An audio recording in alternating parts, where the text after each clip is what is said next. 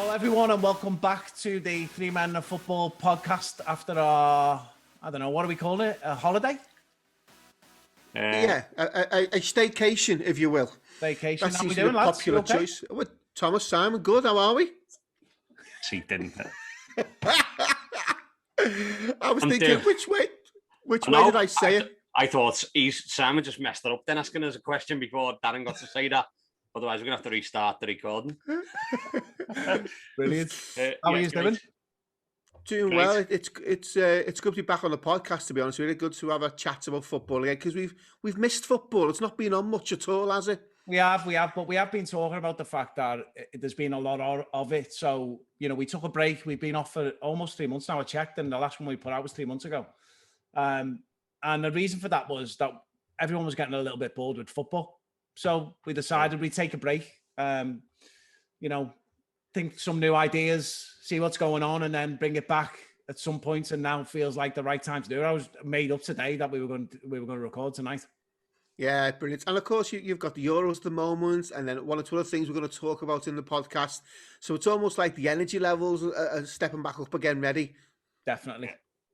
And you know, we've got to be careful with Thomas this time as well, because Rachel doesn't let him do much. So we've got to do it at the right time. We've got to check with Rachel beforehand. Yeah, and of course, the big news in the Thomas household is the kitchen, of course. It's done. Finished. Excellent. Moved on to the living room and the stairs. All the stairs in London. It's all exciting. Decorating away is a hell. Oh God, I hate it. I hate decorating with a passion. Honestly, I hate it, and I'm useless. I wouldn't even mind if it was any good.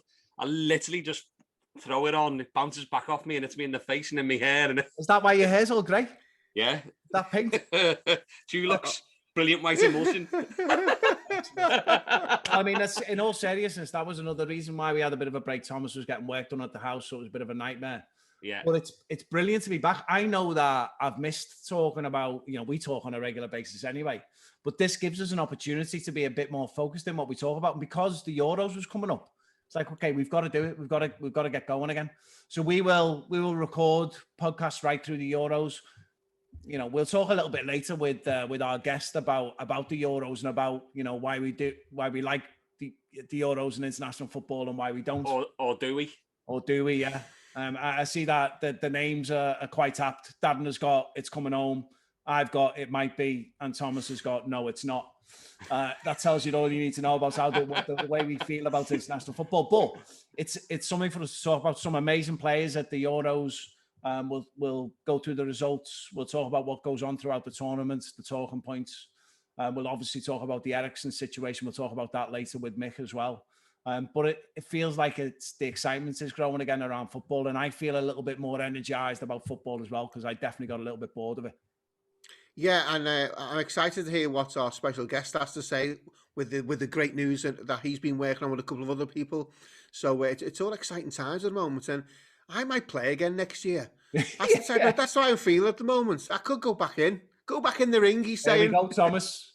He's getting excited. Yeah, you never know. To be honest, I went the other way. I watched football. It was just on morning, noon, night, and then at 8 o'clock on a Saturday night. And I just got bored of it. And then, I just wanted to watch Liverpool, and we weren't doing that well. And I just got disappointed, and my heart wasn't in it. Yeah. Now I'm recharged. Yes. So today we're going to talk about a couple. Firstly, we've got Mick Wickham Jnr. on, who is a good mate of ours, has been around the football teams that we've played for, and Thomas, you've managed for a long time. Good mate, been around actually his dad has been around much longer than him, and then Mick just kind of tagged on for many years now. He's a stalwart around local amateur football.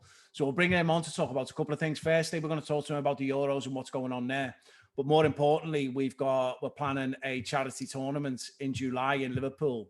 And Mick's going to talk us a bit about why we're doing that, who's involved in it, what teams are involved, and what we're going to be doing on the day. So it should be fun getting him on. Brilliant. Should we get him on? I'm looking forward to it. Yeah, let's get him on.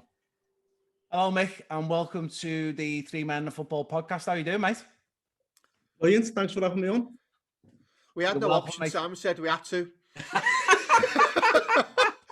We were going to go to a vote, but thanks, Simon Gavin. has four. Simon has 4 votes, so he always wins. Yeah. we asked for a big star for our return one back, and he said it's all right, I've got it sorted. And then next minute he phoned us today and said, "Guess who's on?" Did you all think it was my dad as well? Thinking, oh, Sam. Yeah. Oh, brilliant.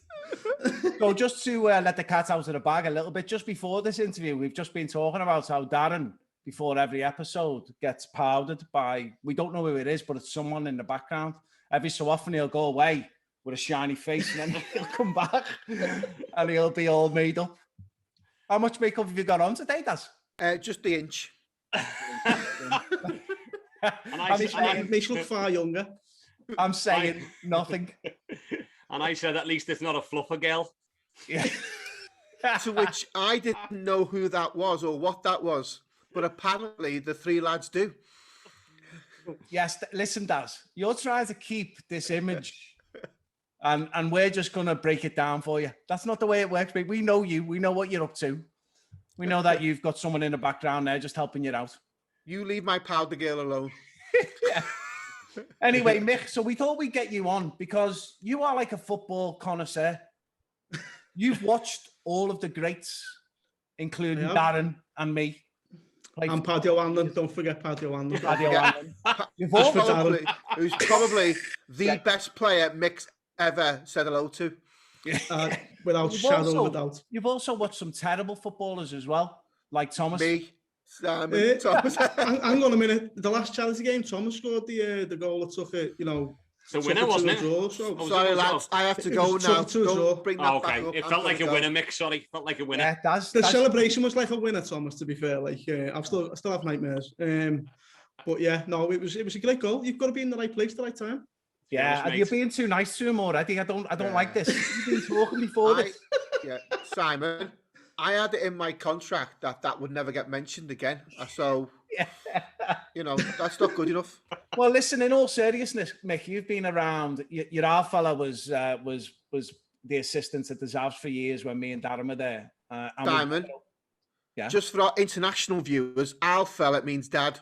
Yeah, can't do that, yeah, he was the big chief behind Ben. He was, in the first team. He was good cop. He was good cop and Ben was bad cop. I don't know, actually. They played different roles. Yeah. Oh, he was always with Billy as well. So. Yeah. And then, he did. And then you were always there, literally always there. And obviously, you look a little bit different now. You're about that big at the time and didn't have as many. About 12 stone later. Yeah. I was going to say that. But you've been around the game for a long time. And we got you on to talk about something specific. We are holding a charity football tournament in Liverpool in July, on the 17th of July, called the London Williams Trophy. And it's a big event for the local amateur football community. And we wanted to get you on to talk about it. So tell us a bit about where this started. I know I've been involved with you, but tell me a bit about where it started and why we did it. Okay, so basically, we've always had charity games in memory of Ben. We've played AFC Liverpool once, and then we've done the ones at Christmas where we get all the lads together like yourselves and we have a good laugh and we all have a game of football and we try and raise money to put on screening days for Vital Signs Foundation. And basically they offer... It's worth saying at this stage that, and we've talked about Ben before and what happened, but he passed away in 2018 of a rare heart condition. So the group was set up to help fund the screening days for it was. So we set that up, and obviously the main sort of source of raising the money was through football matches. We put on football matches for, as I say, we've played AFC. It's all the lads who Ben managed and Ben played with. Again, all yourselves have been involved in all of them, I think. Even Thomas. Even Thomas, who scored the... doesn't matter. So we've put them on, and then it was just a conversation with me and Kieran Hughes, and I just said to him, listen, the next one we do, I want to put a donation towards Michael Lundon's sort of family and support them. And it was Kieran who said, why don't we do a football tournament across Liverpool? Yeah. So then obviously we thought about it and we thought, oh, is that going to be a bit of a nightmare? And to be fair, we still thought it was a bit of a nightmare. And then, we started off big. We were going to go, we'll go 32 teams. And then it was like, well, and it was like, then we whittled it down to 16. And then we were like, they pick 8, we pick 8. And it was like, sort of, obviously, we sort of like want to get Michael's family involved and say, listen, can we do this? We'll do all the doggy work. We just want to, we want to give to you as well as give them back to Ben. And then we spoke to you got us in touch with Tony Denton, who's Michael's brother-in-law, and then we whittled it down to 8, and then eventually down to 4 because Simon decided he couldn't play more than 2 games in a day. Can I just say, we might be champions by the end of this conversation. It's going to 2, then 1. And Deno were all over it. We were saying there's no way that you can have more than 4 teams because you can't play more than 2 games in a row. Never mind 2 games. I'll be lucky if I last half a game.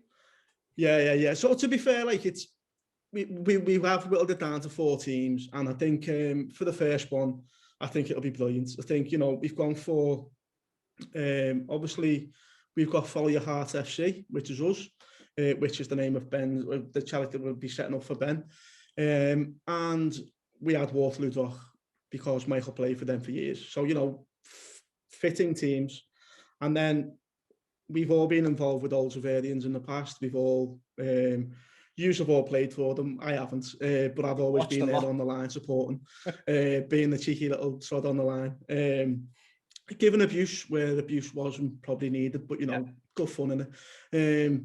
So then we were left with 1 more, and I don't think there's any more team that's fitting to have playing that than APH, because obviously, for 4 years they won the league, 4 years on the bounce, and that's no easy thing to do in the Liverpool County Prem. So obviously getting them involved, and we all know like the likes of Jared Smith and Paul Maxson, so it was quite fitting that they're also involved in this as well. Let me just pull a couple of things together for people who are listening. So Michael Lundon is the guy who we did a podcast on not so long ago, who has Motor Neurone Disease. So same year, 2018. He was diagnosed with Motor Neurone Disease and has then been fighting it ever since. So there was a lot of work going on a couple of months ago called the Miles from Mick campaign, which we got involved in. We did videos for. We did a podcast with Tony Denson. We helped raise money, and that was a great thing to do. And again, that fueled the fire for you getting the tournament together. And then the teams, as you say, it seems really obvious, doesn't it? Old Zabs are Ben's old team. Follow Your Heart is going to be a Ben Williams select team. APH, one of the best teams in the city, have been around for a long time. Got some great players who we all know and Ben knew really well. And Waterloo Dock for Michael Lundon. He played for them forever. I mean, there's an argument about who's the most decorated footballer that's played for them. Michael and Tony. He's got to be up there, hasn't he? But Frankie Strode apparently thinks that it's him. That's an argument I'm not getting in the middle of. Not a chance. But it's good. But it's turned out that what's happened is, as we've started talking about it, everyone's got really excited about it, really up for it, because of the teams that are involved, the potential players that are going to be involved, and also, most importantly, the fact that Michael Lundon and Ben Williams are 2 people that everyone around Liverpool amateur football can relate to. They've played against, played with, played for.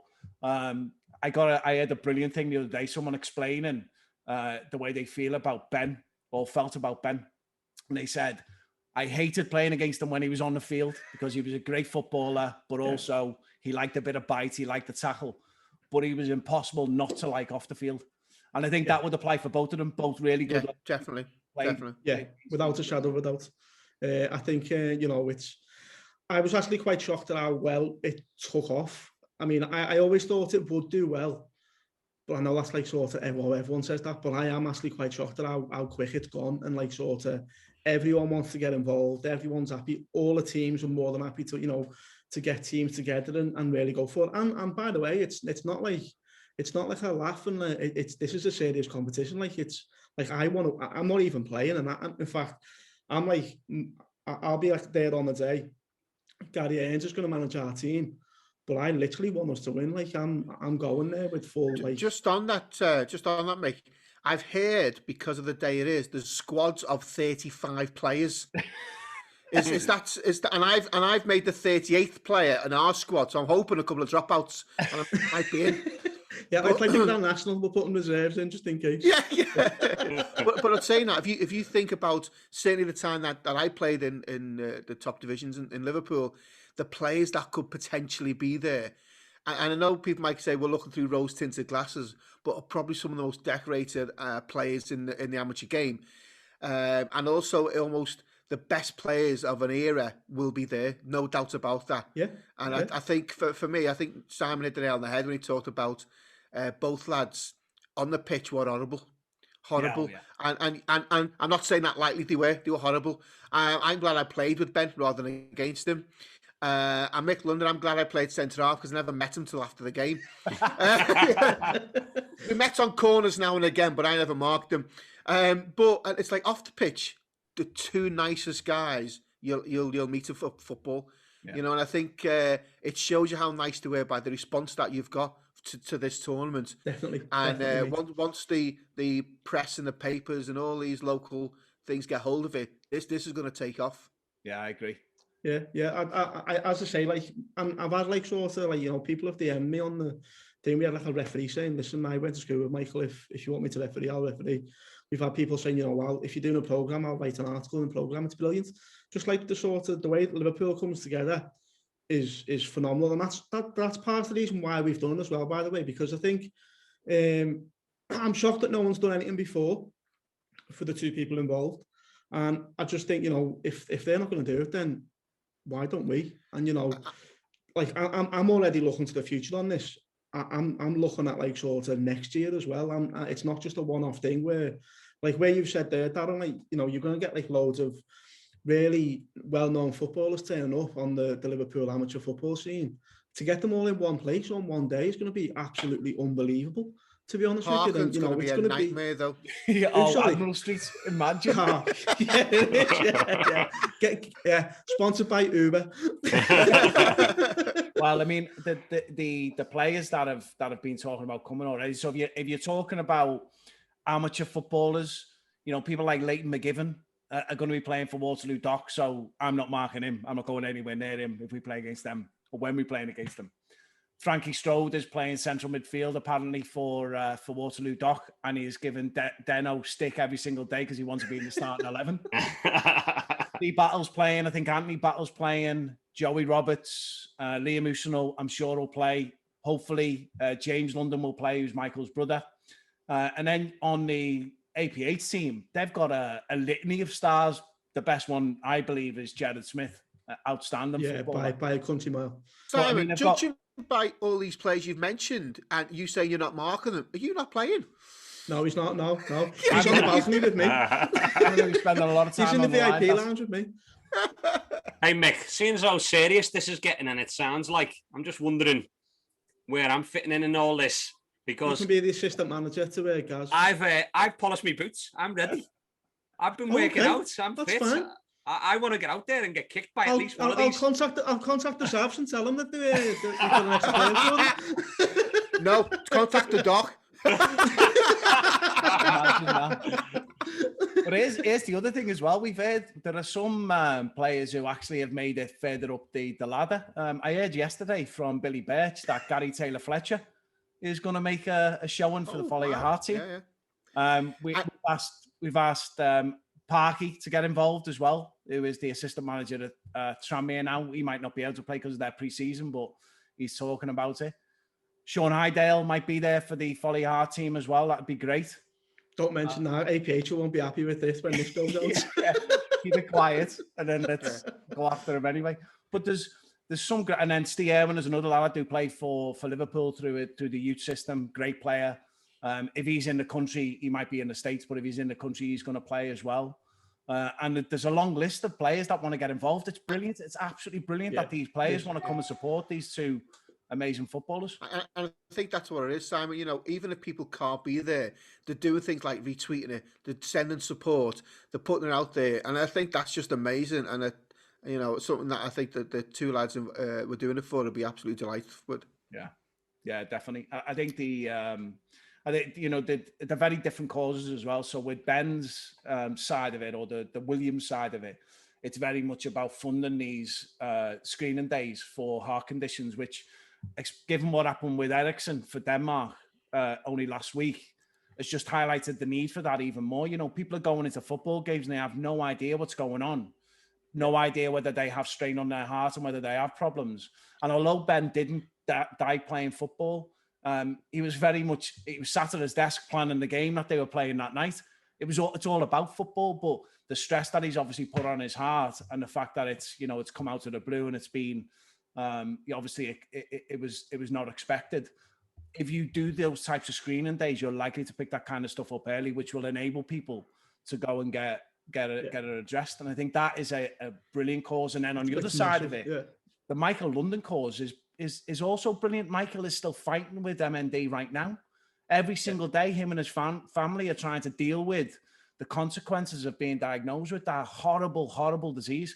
There's been loads of high-profile stuff being talked about on MND in recent months, and it's great to see that it's getting some coverage.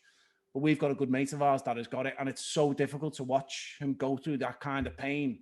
And not only that, the fact that his brain is working well and he knows exactly what's going on, but can't really do much. It's a horrible situation to be in. And anything that we can do, and anything that the Liverpool football community can do, and also, by the way, the boxing community has got right behind it. The Smith brothers have been retweeting. I know that Pricey's getting involved. We're going to try and get Tony Bellew involved. It's absolutely brilliant the way the Liverpool community, sports community, comes together and backs what people. Yeah, it's not just about football, is it? It's everything. The whole city in itself. You know, we always back each other. Like, and people say that it is the greatest city, and I think also. I don't know, mate. I've been to Llandudno a couple of times. It's lovely, you know, up the Great Orme. I think you're underestimating. Well, maybe, yeah, but I think I'm just surprised that no one's done anything before. Do you know what I mean? Like we've all done charity games and things like that. Deno did do a tournament for Michael a while ago, but you're right, in terms of a broader tournament across Liverpool, and you know, we keep talking about grand plans for the future and how it becomes 8 teams and 16 teams.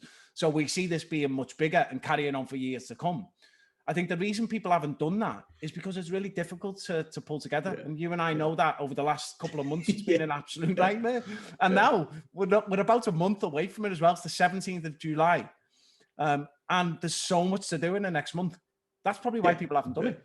Yeah, to be fair. I mean, when you see there's so much, we've done all the big bits. We've got the teams, we've got the place. It's just the little bit that we want to make it a really special day that we need to pull together now. Like, you know, so we want to go out and get raffle prizes because obviously on the day we're going to raise money. We're going to sort of ask for if people attend it, you know, it's a £5 in for an adult, kids can come in free. So, you know, we're always thinking about making the money and raising the money. We've got the GoFundMe page, but you know, the raffle things, it just adds a bit of extra sort of punch to our day, you know, where we can finish it off with a good night, do a few raffles, raise even more money.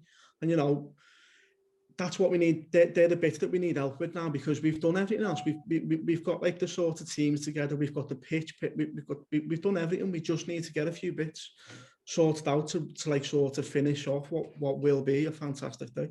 Yeah, I'm really looking forward to it. It's going to be great. Sorry, Simon. Do you know how you could raise funds? And this is just off the top of my head. If Billy Birch is refereeing, surely we can put double the bookings or something because you're going to make a fortune. Well, we're all over that. So it's but we will explain that if you get sent off, it's £50 in the pot. If you're no players left. Well, I know. Yeah, I think if you get sin binned, it's a £5 or something down the yellow cards, 10 or 15 quid, maybe 20 quid. So yeah, but yeah, Billy, and then obviously putting Billy in charge of one game, we could probably make our money just on that one. Well, we've got Billy Birch refereeing. We've got Stevie Stewart has confirmed he's refereeing as well. We know that Mark, I don't know his surname, who is a mate of Michael Lundon's, is also getting involved, which is great. Yeah. And then Dibbett as well from the County FA. He's going to come and referee. Is it Tony Dibbett or something like that? I don't know his first name. Ian Dibbett. He's going to come and referee. So we've got people who are, again, more people wanting to get involved. And we'll get them all on this. You know, we want people paying for bookings. We're going to charge, as Mick said, £5 for adults on the day. Kids are going to get in free.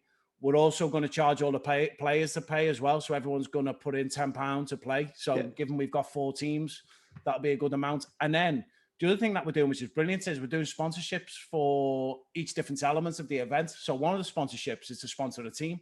And Mick has already secured a £500 sponsorship for the Follow Your Heart team, which we absolutely love. Well done, Mick. That kind of thing is brilliant, because what it does is it gives us the ability to really make a difference with the campaign that we're doing for Ben, and also make a difference for Michael as well, and give his family some support while they go through this process. And that's what it's all about. Who is that, Mick? Who have you got sponsoring? Can we say yeah or not? Yeah, so it's JJ Carroll. It's me father-in-law. Really, he's self-employed civil engineer. So he owns his own business. So it's his business who are going to sponsor us. That's fantastic. Well done. Huge thanks from everyone here, mate. That's excellent. Yeah, he's done a great job. And then and that's not me, that's him. You know what I mean? He said, I'll sponsor you, and it was straight away. Didn't even have to ask him, so brilliant. Brilliant. Mick, talk us through the managers of the other teams as well, just so we know.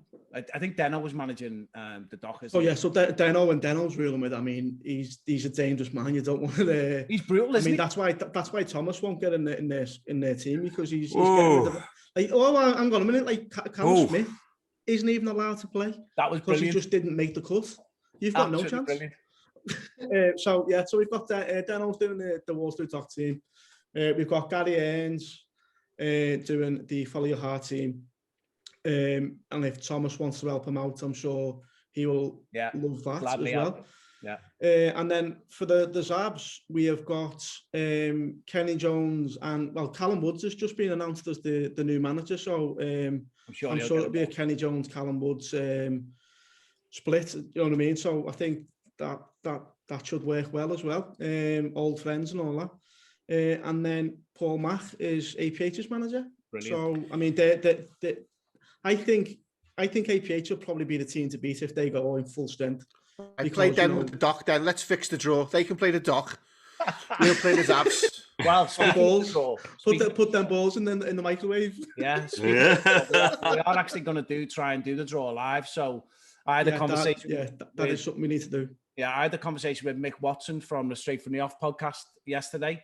I want to get him involved in doing the draw because he's impartial and not playing for any of the teams. But we will do something where we either do it on a podcast or do it live on YouTube or whatever it may be, because I think that'll be a laugh as well. Because obviously we want to win it. But I don't even know. So we might have to. I don't even know what's an easy draw though. So the Zabs are no doubt going to have a younger team. APH, Waterloo Dock, and the Follow Your Heart team are definitely of our generation and the generation below. So for the Follow Your Heart team, we've got people like Neil Maguire, Speedy, Callum, Matty Williams, people along those lines.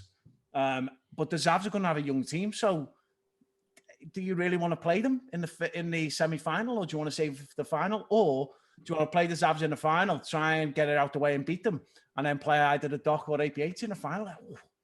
Tell you what, it's one of them. Like I think anyone can realistically win this. But Mick, that also makes you go on, mate. Sorry to bother you, because you're organising it. Don't we get a bye? 4 teams. Yeah, but bring another team in and we'll get a bye. Listen, lads, I'm not being funny. It's great for charity, but if we're going to go, we've got to win. Well, listen, we've got it. So we've also got Colin Butterworth. Oh God, Alan Yates. Colin won't be on the pitch long enough to do anything. There's a couple of bookings. Easy. Yeah, Dave Maloney is going to get involved later in the day as well. So one of the things was the Dock didn't pick up James Croxton, who's played for them for years and is a fantastic player. And for some reason, they missed him out of the squad. So I got right onto him and he's playing for us. Nice. Bit of pace. We don't mention pace. I'll take it you, Thomas. We've also got the likes of Bobby Evans with a bit of youth in there as well. So Bobby Evans, Jamie McKernan's hopefully coming down, Robbie Bodell. Yeah, you know, there's a few people there who have actually played for Ben and with Ben who, you know, but Paddy O'Hanlon, Darren, just for you. The legend. And Ryan McMahon is playing as well. Ryan McMahon, you know, it's going to be a who's who on the day. Like, and I'm actually I'll just be on the balcony watching. I'm gutted. I'm not there. Don't worry, I'll send you videos. Gutted. Thanks, mate. Are you not there? No, unfortunately, I'm a dual sport athlete. Right, So the reason they picked this, Doing a walk the in reason they football. picked the reason they picked the 17th because I wasn't there. Yeah, That's why you told me to confirm that date. yeah, it's a shame, Daz, but we will send you some videos. Please do, lads. That's the other thing. It all will be recorded as well. So we've got Liam Taylor's company, Sport Recorder. We're going to come and record everything, and then they'll edit all the footage for us, and then we'll have like a sort of thing on YouTube with all the videos on and all that. So that's a good thing. I'm just hoping Thomas doesn't get to play and Gary Ernst doesn't bring him on in the last 5 minutes and then he falls over and scores. Now I want that to happen, but we'll see. If that happens, Make a I'm giving fortune up. on you've been framed. I'm giving up, mate. I'm retiring. If that happens, I'm retiring. I've got no doubt there'll be a penalty given by Billy Birch in the final, the last minute. Thomas walks in, slots, and we don't see him for 3 days. Yeah. Just out celebrating with his top off. All right. A little bit less of a belly now, though. So let's talk about a couple of the formalities. So firstly, we've got a Twitter account set up, which has now started putting tweets out, and everyone's following that. But I'll tell you how to get to that in a minute. We've also got a GoFundMe page, which has started off great. We've collected £280 in the last couple of days, which has been fantastic. And then we've also got an email where people can email in if they want to sponsor the event. And all of that can be found on the website. So if you go to the Three Men in Football website, www.threemeninfootball.com, and then select the London Williams Trophy, all of the information is there. So it tells you about the event. It's on the 17th of July. It's starting at 12 o'clock. It tells you where it is. It tells you a bit about Michael and Ben. It tells you a bit about the teams that are involved, and also lists some of our sponsors that have already started to sponsor the event. Gives you a link to the GoFundMe page, a link to the Twitter page, and also a link to the email. So everything is on there. We'll continue putting it out on Twitter as much as we can. We'll also include the information in the description of this video and this podcast when they go out. So you can always click on the links in there. But please, we're doing this to collect money for the charity for Ben and for the London family. Please help us do that. Please help us get some money in. So we can help these amazing causes. Two great people have graced the Liverpool football scene for years, and we want to make sure that it's an amazing event so that it goes as well as possible. And then we want to do more next year. Mick, I don't know what we're taking on here. Could turn into anything. To be honest. Yeah, just on that. Anyone over the age of 30 has to wear black boots, preferably Adidas, Copas or World Cups. That's the rules, is that? To be honest with you, the rules, it should be every player should have to wear black boots, if I'm being honest. Well, I might buy a new pair for the day. That's a bold statement for someone who's on the line. Yeah. If someone who's not playing, that's a bold statement. You can't climb them stairs in your boots, you might just all right. Maybe have to risk assess. Maybe I'll just polish the ones I've got then. All right, Mick. Anything we've missed about the tournament? Not that I can think of. Do you want to thank the people who were involved? Because I think it's important. Yeah, to be honest with you, obviously yourself and the rest of the team who are obviously doing a lot of the work. It's a massive thank you to them. The Dock lads, everyone, to be fair, everyone, all the players who so far, come forward, and they're all willing to play and all that. The managers for putting the teams together. Reg from the actual pitch, who's sorted the pitch out for us, he's been absolutely brilliant. And it's just everyone, and then everyone who's going to come on the day. Just thank you for taking the time out and coming. It's I say festival of football, and it really is. If you're looking at like sort of the Liverpool amateur scene, it's going to have the best players. You know what I mean? It's going to be unbelievable. I can't wait. That's part of the reason why I'm not managing any team, and I'm just going to stand on balcony and all with like me mouth wide open, because it's just going to be brilliant. And the fact that it's come together like quite fast as well. To be honest with you, this was a conversation that me and Kieran had in December. Do you know what I mean? Yeah. It's like, we've had lockdowns and all that, like, and we didn't know whether anything would actually happen, and then it all just went. And then obviously, like, Simon's been pushing us and pushing me especially, because I am a bit lazy and I can't be bothered, and I just think, is it worth it? And then we launched the Twitter page, and I think like the first tweet had like 100,000 impressions.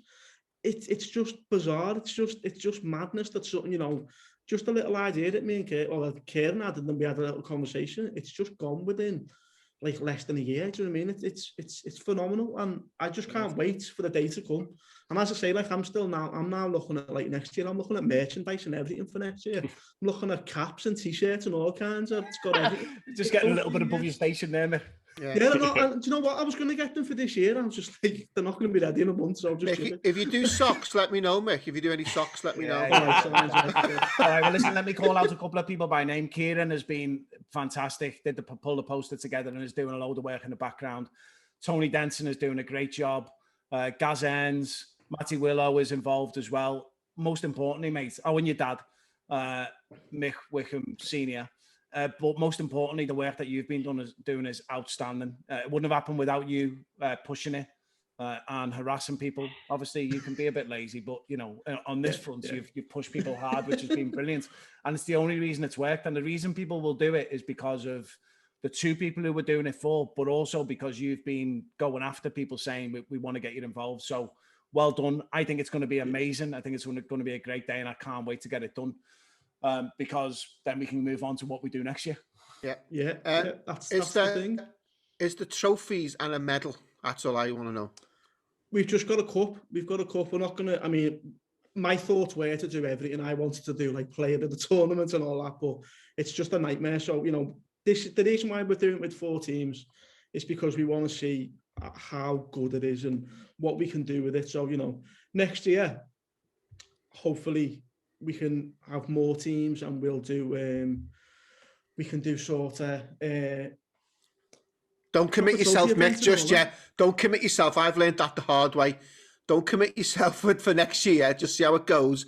But I believe Anfield is available.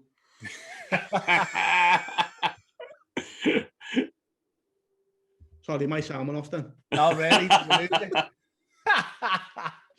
What are you saying, Gavin? I was saying, don't overcommit yourself. Let's see how this year goes. But I believe Anfield's available next year. All right, okay, yeah.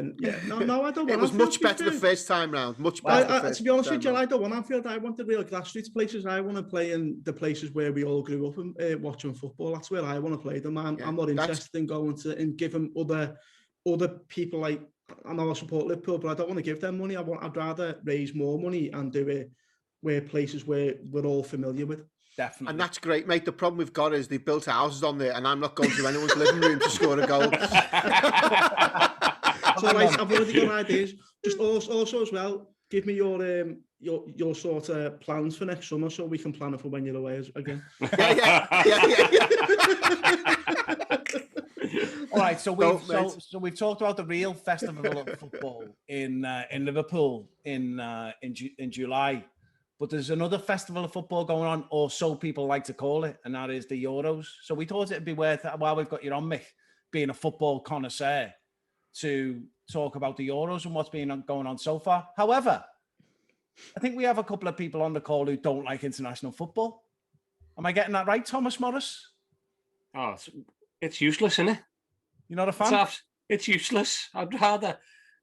Last night, what was it? France and Germany. I watched 15 minutes and I thought, sod that, and when I got in the hot tub, I literally just... Thomas, steady on, mate. Don't be revealing everything. It's just useless, isn't it? Honestly, I just can't see what the attraction is at all. You don't agree? I mean, I'm looking at your faces. I don't know.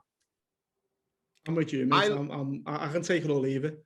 When there's a competition, I'll watch it. I mean, I've watched this. I'm not supporting England as much as everyone thinks that I should do because I live in England.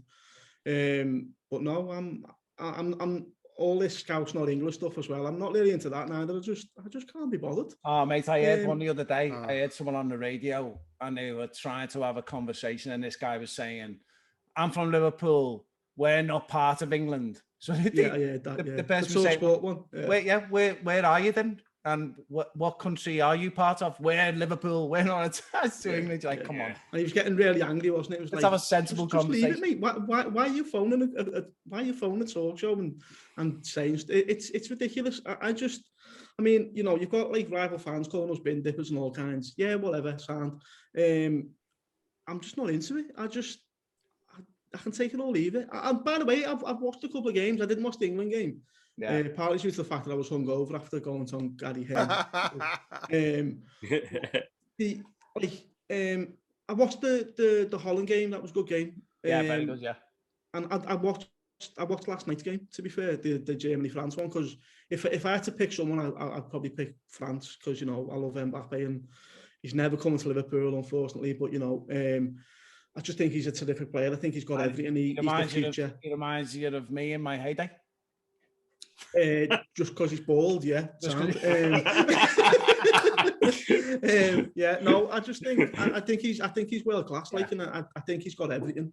You know, I watched Holland because of Gini Wijnaldum, and I'd probably pick Holland if Van Dijk was playing, if I'm being truly honest. But I just think France have got. Why isn't Van Dijk? Oh, he's injured, wasn't he? We mentioned that. Did you hear that? That's through the season.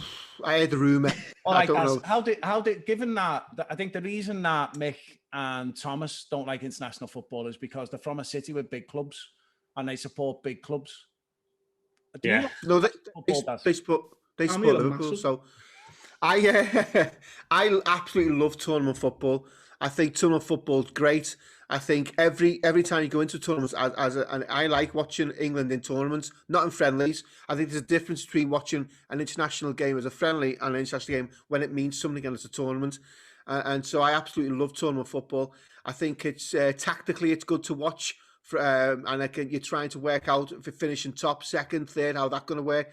I love seeing countries like Wales doing quite well and Scotland doing well, where they haven't got much there, and the support. It's interesting because I think those countries and those the people and the fans get behind their countries. In England, we don't for some reason, and it's almost seen as you're not patriotic or you're too patriotic, and it's the England flag's been tarnished, I think, by other elements of social life.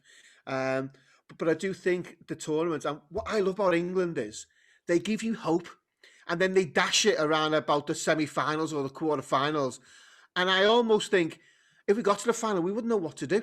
No. And every time we go into tournaments, I think, do you know what, we've got a half a chance here. And then we play teams that you think you should beat 4 or 5-0, and we scrape through or we draw, and it cocks the whole thing up. But I just love the fact, you know, England are there. We've won our first game. We can almost relax. See how Southgate's going to play the next 2 games. Get into the last 16, and then see where we end up. Do I think we'll win it? My heart would say I'd love them to win it. Honestly, do I? No. So I'm somewhere in between the two. So I'm not a massive fan of international football. I absolutely hate international friendlies, and I just won't watch them. I also don't quite like the early games in the group stages because I don't think there's enough on them. And I think sometimes they're a bit pedestrian. They're very slow, the games, and they don't move quickly enough like the Premier League does. So I get bored of them. But I do quite like the tournament football. I don't care who's in the tournaments, really. But I like tournament football. I'm with you, Daz. There's something about it. And the fact that England are there, I will support England, but I'm not going out buying England tops and England scarves and stuff like that. I will watch them and I want them to win. But I get more excited about things like Wales. Wales have just played and beat Turkey in a really close game and had to hang on late on in the game, beat them 2-0. Actually, they could have had more goals, but in the end, it was relatively close. But I thought that was a really good game. Yeah. And then last night, I thought France-Germany was an excellent game, best game so far. And I've had the games on most of the time, so I've only missed maybe 1 or 2 games, and I've had them on in the background. I just find it really difficult to stay focused on them because I'm just a bit disinterested in kind of general play until it gets exciting. You know, when it gets to the last 16, I'll watch the games then, and I'll be interested. But during the group stages, it's just a little bit boring. And I think because they've got more teams in this Euros than they had previously. This one, isn't it? Yeah, and it's I across do think Europe as well. It's not in one place. That's what I don't like. Yeah. I'd like it to be in one place. I think it would give a better atmosphere. But we all understand why it couldn't. But that was always going to be the plan, I believe, wasn't it? Yeah, it was. Yeah, it doesn't matter. It was always the plan. It was always. Yeah. Which I think it loses it a little bit because you haven't got the England hooligans like smashing chairs up and all that. Like, there's not going to do it in London, are they? So it's a bit different when they're not doing that. I mean, that's just as a disclaimer. There are other hooligans out there. Yeah. And obviously there are other garden where that they can smash up. But I think the problem is that we don't associate, but we are associated with England fans. We are, yeah. So you hate it. You see that kind of stuff and it's embarrassing. And I think that's one of the things that puts me off England. And I do think the flag has been tarnished in a way because of what's going on elsewhere in society. I think you're right, Daz. So I think that also comes into why you don't like it. Certainly, I know, Thomas, for you, that's one of the big things. For me, with this one, though, it's the FA that's done my head in with this one, because, you know, they've jumped on the guy at Southgate bandwagon, and he fell into the laps because they actually gave the job to Sam Allardyce, if you remember, and he lasted 3 weeks before he got done for taking bungs. So then Southgate sort of fell into the job, and yeah, the World Cup, like, he done brilliantly, you know what I mean, and he was brilliant what he done, and in the FA, like, oh yeah, he was our pick and all that, and you're just like, he's not. And to be honest with you, like, I seen the scene the other day, and I was just like, oh, I can't be bothered watching that. I seen Trippier playing left back, and I was like, you know, like, I'm a Liverpool fan, right? I seen Luke Shaw play against Liverpool this season, and I thought he was absolutely brilliant. He was the man of the match by a country mile. I think he's had a fantastic season. And then he goes and plays Trippier right back, and I was like, sorry, left back, and I was like, it just ruins it for me. It's like, just play. It's football's the easy game, but it's made difficult by idiots, stupid decisions like that. Like, I think Grealish is the best player that England have got. And I don't know why he's not playing. Sorry, you know what I mean? lads. Something in my eye. But it's true, though, you know what I mean? I honestly think that Grealish is the best player that England have got, and they just don't play him, and you're just like, it's like he's got something against him. Well, if you've got something against him, don't take him. Henderson all day long. But Henderson hasn't played, has he, for a long time, and you know what I mean? Mick, don't even just say Henderson's the best player and we'll leave it there. You know how this works. It's never any different. The reason Thomas doesn't like England is because they're not Liverpool. Yeah. To be honest, how excited I was for football coming back. I'll put this to everyone. I was so excited. I'd missed football so much when through first lockdown, and then we started doing the podcast, and then football came back, and I was so excited. And they've just saturated us with football, like moving kickoffs. So there's 5 games. You can watch 5 games a day and stuff like that. I've literally been turning it off. Yeah, I love Liverpool. And it's made me think about football and how much I really do like it. And I literally just like Liverpool. We knew that. No, but I know. Can't watch anyone else. I know I now. can't watch any other team. I can only watch Liverpool. If Man United, Man City on, I don't watch it. I can only watch Liverpool. I can't see that. I've got no interest. I just love Liverpool. That's all I care about. So I will watch literally any football. If there's football on, then I'll watch it. And I think. Sorry, go on. It's not. I'm definitely a Liverpool fan first, but I literally would watch anything. I don't care. And I think that shows when we do the analysis, Simon, from me and you, really. Well, to be honest, I understand Darren because he supports Villa. So I'd watch anyone other than Villa because it'd do me head in. Sorry to be like that, Darren, because they were crap and they're getting better and they didn't handle us last year. Well, let's bring up that again. But to be fair, they've been crap for years. So I would watch anyone because I'd be like, oh my God, I'm fuming with these. But I've just been treated to some of the best football I've ever seen over the last couple of years for Liverpool. I know we had this disappointing season this year. But I've just got no interest at all about any other team. I watch them and I think, you're crap. You're crap. You wouldn't get in my team. You wouldn't get in my team. Your manager's crap. His tactics are crap. Everything about it is crap. Your kit's crap. Your fans are ugly. Everything, just a whole lot. And I think, you know your fans are ugly. Wow. The fans thing is just woof. Yeah. We're going to get some complaints about that. It's all right. All right, so let's talk about what, even though Thomas hates it, let's talk about the results we've seen so far and anything that stood out. So firstly, Turkey, Italy. I thought that was a crap game. Turkey were not great. Italy were okay. I didn't think Italy looked fantastic in the first game, but it's a good win, 3-0. I think with any ton of football, you need your first win no matter how you get it, because that relaxes you for the next 2 games and almost sees you through. Then you can dictate in a way how the next 2 games are going to go, whether you play some squad players to just get them some game time, or do you go with momentum? And that's what I like about tunnel football. You know, I've got a feeling of England, for example, will play Jack Grealish against Scotland, very much a Premier League type game. Yeah, it'll be hustle and bustle, and I think he'll play.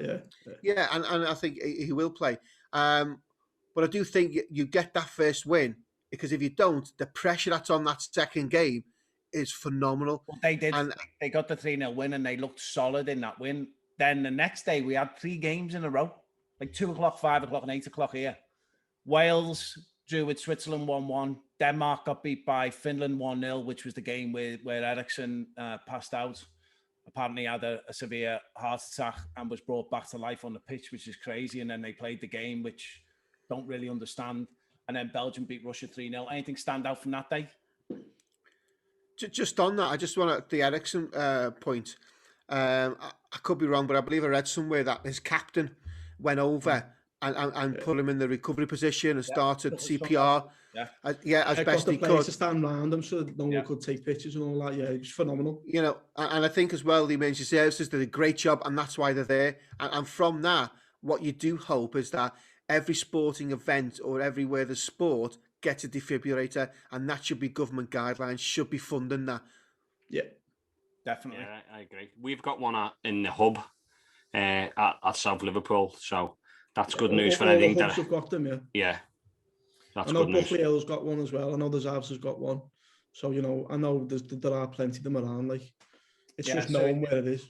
It was the one thing that I picked up on from that day was how poor the BBC's coverage was. Yeah, they just stayed on it, didn't they? Stayed on it, and I thought that was really bad, especially showing how distressed his wife looked. It was just really poor, poor. Yeah, they just cut to the studio. I mean, there's 2 sides of that.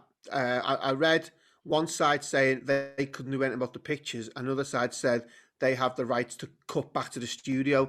So there might be a little bit of misreporting there from both sides on what they could and can't do. Without you know, the BBC apologised, Darren. The BBC have gone and apologised. They should have cut away. Yeah, but what I'm saying is that at the time, it's like you don't know what's going on as well behind the scenes. Yeah, some of them. All right. On the following day, it was England's first game against Croatia, 1-0. Austria beat North Macedonia 3-1, which was interesting because that Arnautovic was playing and kicked off on the pitch, which was funny to watch. That was the strangest thing ever. But to be fair, with that one, though, that was Austria's first win in tournament football since 1990. Yeah, you've got to be happy with that, haven't you? But they're playing the Manchester celebrations was brilliant. Yeah. And then, obviously, the Netherlands beat the Ukraine 3-2, which I thought was a great game. Yeah, very good game. Well, Lundon was outstanding, by the way. Yeah. Ukraine shouldn't have got back into that game, no. No way. That Yarmolenko goal was ridiculous. Yeah, it was crazy, wasn't it? And then we talked about England's first game and they did well, but I think they absolutely need to be a bit more creative. It'd be nice to see Grealish in there in the next game against Scotland. I think you're right. It's a bit more of a Premier League game, so maybe you get to run out. That would be great to see. And then the following day, Scotland were playing the Czech Republic. I love watching the Jocks play as well. Again, same thing, great atmosphere. But unfortunately, they went down 2-0 to a relatively average Czech team. Was it great? Was it? Yeah, I was going to say. So yeah, great goal. It's good that that's come relatively early as well, because I'm sure there's going to be other great goals, but it's hard to see when it's going to be better than that. I don't think you're beating that one. No chance. Did you just open a can of Coke by any chance? Diet Coke. No, and there are other drinks. Yeah. I've just for Ronaldo, I've got water as well.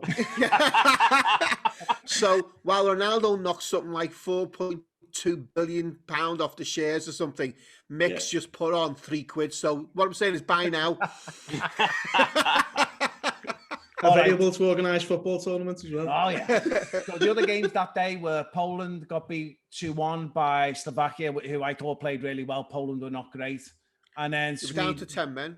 They were, yeah. And then Spain-Sweden 0-0, which was just a crap. Well, to be fair, I think Spain dominated the game in the first half, but couldn't get a goal. And then the second half was just useless. Spain, again, it's about possession. Yeah. Possession's great in games, but actually, if you're not going to do anything with it, there's no point. And Sweden just let Spain have the ball, and then they couldn't do nothing in the last third. Yeah. And because you've got small nations playing in a big tournament, some of the celebrations are brilliant as well, because these, like the lad scored the second for Wales today. He was saying after the game, this is the pinnacle. This is the biggest thing I've ever done. Probably the biggest thing I'll ever do. Love that kind of stuff. Brilliant to see.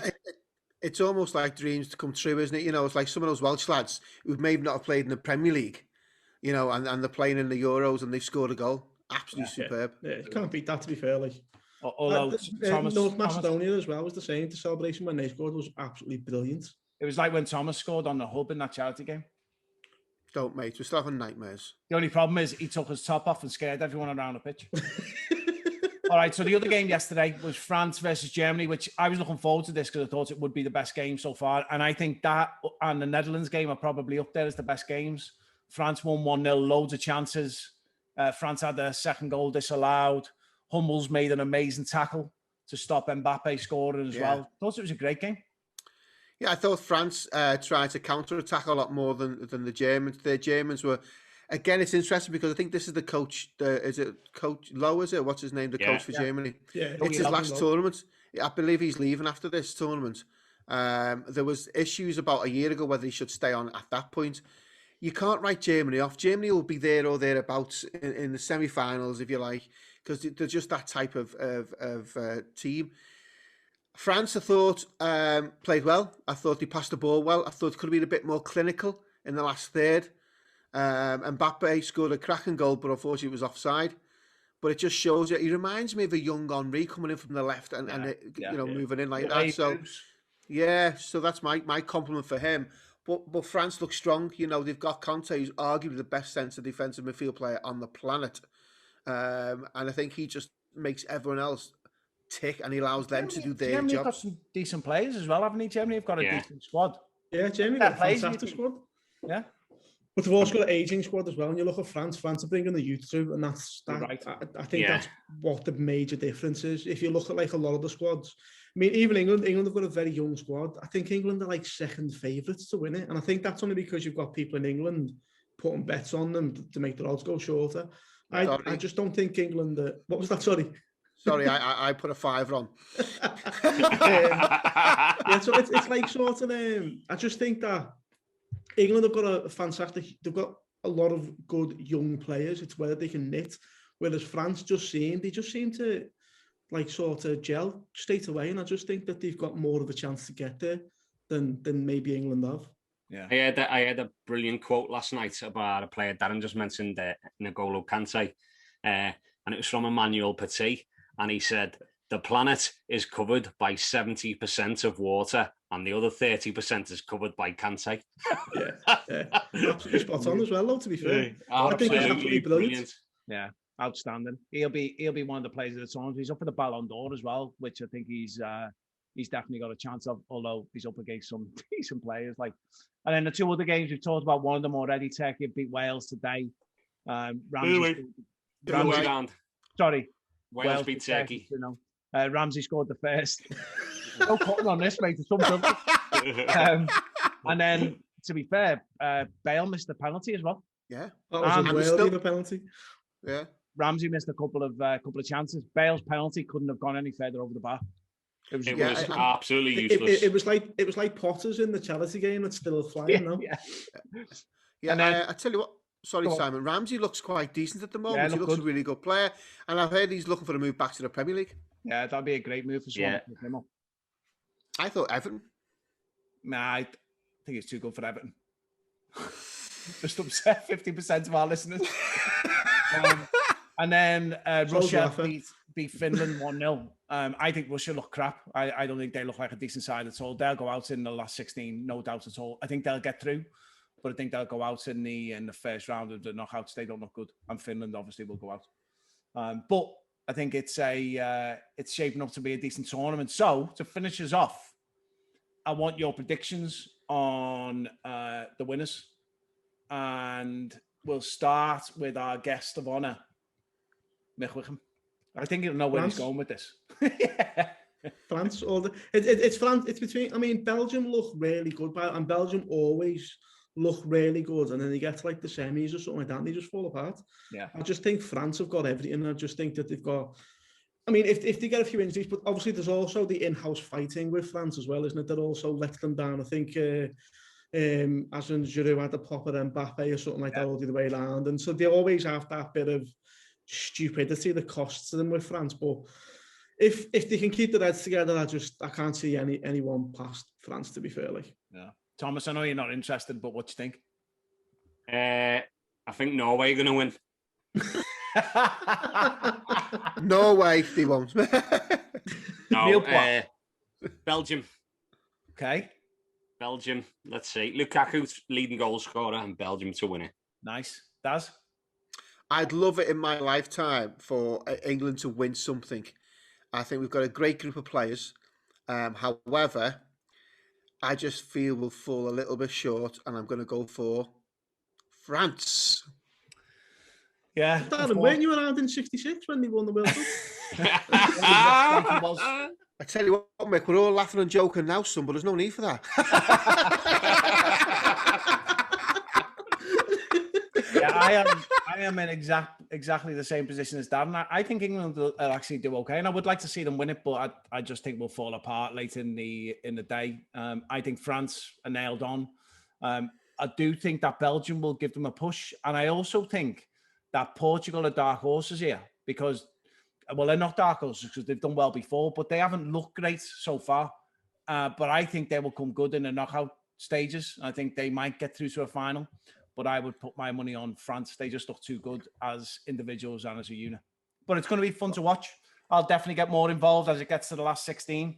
And then obviously it's the build-up to the big day, Mick, 17th of July. Can't wait. It is, yeah. Is there actually any... When does this finish, the Euros?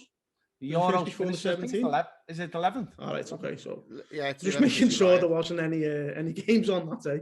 Yeah, no. It's all about the 17th. Yeah. All right, Mick. Listen, thank you for coming on. Really appreciate it. Cheers. Thanks for having me. We'll get this out some point soon to make everyone aware of what's going on with the tournament. It was good to talk about the Euros as well, and we'll get you back on closer to the tournament to talk about how things are going and talk about some of the players that are involved in some of the banter that's going on. Sounds, yeah. Look forward to it. All right, mate. Thank you. All right. Cheers. Thanks very much. Cheers, mate. Thanks, See you mate. later. Ta-ra. That was brilliant. Really enjoyed that. I love the Coke advert. Yeah. We're going to get letters, Simon. We're going to get letters.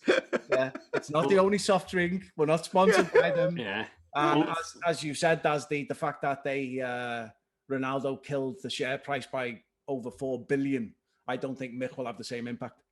Yeah. Well, there's another incident last night. Pogba had Heineken on and he moved it, and it was alcohol free, but I believe he's Muslim and he doesn't believe in drinking alcohol, so he moved it. And again, that wouldn't have gone down well with the sponsors who have paid a tidy fee to have their advertising there.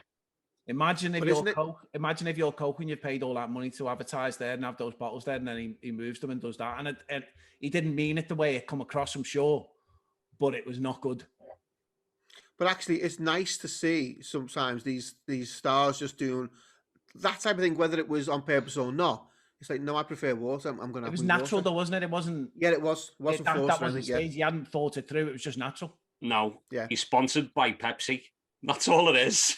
Is he sponsored by Pepsi? You're not seeing him in the Pepsi adverts. No. He's in Pepsi adverts, or is it Messi? I know one of them is. Brilliant. Is it Ronaldo or Messi? They look so alike. So yeah, it was good. It was good to talk about Mick about the tournament. I made up that we're doing a tournament for Ben and for Michael Lundon. It's a really important cause. Darren, you and I have played with Ben and played against Michael for many years. I played in the same team as Michael as well for a while. And Thomas, I was thinking actually while we were talking to Mick, Ben was one of your favourite players in the Zavs team, wasn't he? When you used to come on? God, yeah. When he was my favourite player. When I used to come down and watch, he was outstanding. I've never seen an amateur footballer, apart from Ronnie Morgan, be able to just control the ball with such ease. Like, first game I went to watch, he was on the man web, and I think Ben was playing centre half, and their centre back or their goalie just drove a ball. I swear to God, it was hitting the stars. It was coming down with snow on and everything, and Ben just jumped up in the air with the centre forward, like really close, jumping in the air to try and win it. And just brought it down on his chest and turned and laid it off to his centre half partner in one move. And I just thought, who is he? Oh my God, what a player. And that was it. And I just thought, class. The only one thing that if Ben had a bit more of, he could have done anything with his career. He needed a bit more pace, but other than that, he was outstanding. He had the aggression, which I love. He had the touch. He had the footballing nous, the ability. He knew how to drive a game on. He knew how to score plenty of goals, and he also knew how to defend. What more do you want? But you know, he was outstanding. When he was younger, he was fast. I think Yeah, what happened was he got bigger, and he just lost a lot of his speed. But what he gained then is the understanding of the game and the ability. Because you're right, his ability to control the ball. I've other than Darren's brother Paul, I don't think I've seen anyone in the amateur game be able to do things like that. Unbelievable the way it just made it look really easy. Such a natural footballer as well. Yeah, Thomas, I think he was wrong. He should just hoof that as a centre half, get it out, refocus, get you set your time, and then go. No, but he was class, Ben. I first came across Ben. He played left midfield for Manweb when I think he was 19. I was 21ish, and I played left back, and he was left midfield, left wing. And he was doing his use as this young kid who's coming through. He was quick. He used both feet. And I hadn't seen him again then for a couple of years because I think he had to do my running and he wasn't happy with it. So he then went and ended up at the Zavs when I was playing for the Zavs, just by chance. And he got a bit tall. He filled out a bit more. But he formed a perfect partner, I think, for my brother. Yeah. I think both of them together were a cracking strike force. And Ben offered things that Paul couldn't do and vice versa. And I don't think at the time you'd get probably a better partnership in the game. I don't want to put it out there, but I thought both of them were excellent. Ben had that natural swagger about him that good players have. And you know, that sort of, he's coming on the pitch, he's full of confidence and he's going to run you ragged. He's going to put it where he wants to. He's going to shove you. He's going to dictate the game to you. And he did. Yeah, he was brilliant. And then obviously he learned the game really well, went through his coaching badges, ended up being a manager of a couple of the big teams in Liverpool. And I think he had a really good career ahead of him in football as well. I think he could have gone on and managed at a much higher level. And I think he was heading towards that. Obviously, he passed away far too young in 2018, and that's why we're doing this event. And then on the other side of it is Michael Lundon, and we talked about him a lot in the episode we did not so long ago with Tony Denson. But what a player he was as well. I mean, I played against him for years, and I used to hate playing against him. So I'd play in central midfield, and generally he was either playing centre half or right back. So actually he could play anywhere, but that was generally where he was playing when we were playing against the Dock. And you always knew when you were within 10 yards of him, if the ball was dropping, he was taking everything. But at the same time, he was immense in the tackle, but outstanding on the ball. I've said this before, as centre-halves go, I'm a big fan of Jamie Chandler. I think he's a great player, played for the Dock for a long time. But if I was picking two centre-halves, Mick would definitely be in there. I'd obviously have to put you in because you're on here, but Mick would definitely be in there. Brilliant, absolutely outstanding. And by the way, same thing as with Ben. Nicest man you'd ever likely to meet off the park. Would do anything for you. Yeah. And his whole family as well, actually. You know, James, his brother, is crazy, but again, would do anything for you. And his dad, Jimmy, one of the best players, amateur players that's played the game in Liverpool as well. Outstanding football family. I think exactly, Simon. When you talk about football families in Liverpool, the Lundons will always get mentioned. Whether you've played against them, with them, you know of them. You know, and you know, my memory's shocking at times, but I always remember playing against the Dock because the scars have proved it. But playing where I played and Mick Lundon played, we didn't really get involved much apart from corners. We'd always have either your shirt, your arm across you, you know, and as you say, then I met him in my school because he was doing some work in my school for Knowsley or for the outreach team. And like, what a great guy. Both of us wore glasses, so on the pitch we couldn't see anybody. So I think that's what the issue was. We both just clattered what we could get hold of. But what a lovely fella, great football and family. And I think, you know, full credit to people getting involved in this tournament, the London Williams tournament. This is going to be something special. And I'm absolutely devastated that I can't play. But hopefully on next year, I'll be there definitely. Yeah, I think given what's happened so far and the response we've got, there's no doubt that this has got legs and it will be on every year. The question is how big we make it. But I don't really care, to be honest. It's all about them too. It's all about making as much money as we can to help the charity, the Vital Signs charity, for the Folly Heart Foundation for Ben. And also to help the London family with his fight against MND. Horrible disease. I really feel for him every time I think of it. Think of him and the challenges that he's dealing with, and his family, and and friends, because he's got such an amazing set of family and friends. It's just unbelievable the kind of challenges that they're facing. But he's done amazingly to fight it this long and continues to fight it, and we'll do all we can to support him. Obviously, we'll get this podcast out. We'll continue to support it right up to the event. We'll talk a bit about some of the players that will be involved as well. So it's a little bit kind of, inside Liverpool amateur football, but I think it's important to get some of the stories out as we get closer to the event. And we'll put some podcasts out and maybe get some of the players on as well to have a bit of a chat about, how they feel about the tournament. What I can tell you is they're all really excited and everyone wants to win it, because both Mick and Ben were both massive winners and would be desperately trying to win it if they were playing. Yeah, I think charity will stop the minute they go across that white line. Yeah. I want to know who's going to pick me up, though. Striker, go and spare. No one's sat me up yet. Put yourself out on eBay or something, Thomas. Thomas, I think this is a perfect opportunity to sell yourself. If a couple of managers are watching this podcast, what would you be saying to them to get you on the books? Well, I don't need to say nothing. Just watch me goal scoring. That's all I need to do. So I went round to his house the other day, and he'd been playing football at 5-a-side or something, and he hadn't said anything to me, and then he started telling me about the goals that he just scored at 5-a-side. Oh my God, that was amazing! I scored loads of goals. I didn't say it was amazing. I might have said I was on fire. Yeah. Well. To be fair, Simon, once he took the bell out the ball, the other team didn't have a chance. What he didn't tell us was he was actually just kicking a ball around in the garden with my dad. Yeah. And your dad saved 3 pens. No, it'll be brilliant. It'll be a great day. We'll have a good laugh. We'll talk about it more between now and then. And we'll also get some more podcasts out between now and then. So the plan is the next podcast, we will continue to talk about the Euros, what's going on there. We'll review some of the games again. Keep Thomas happy because we know he loves it.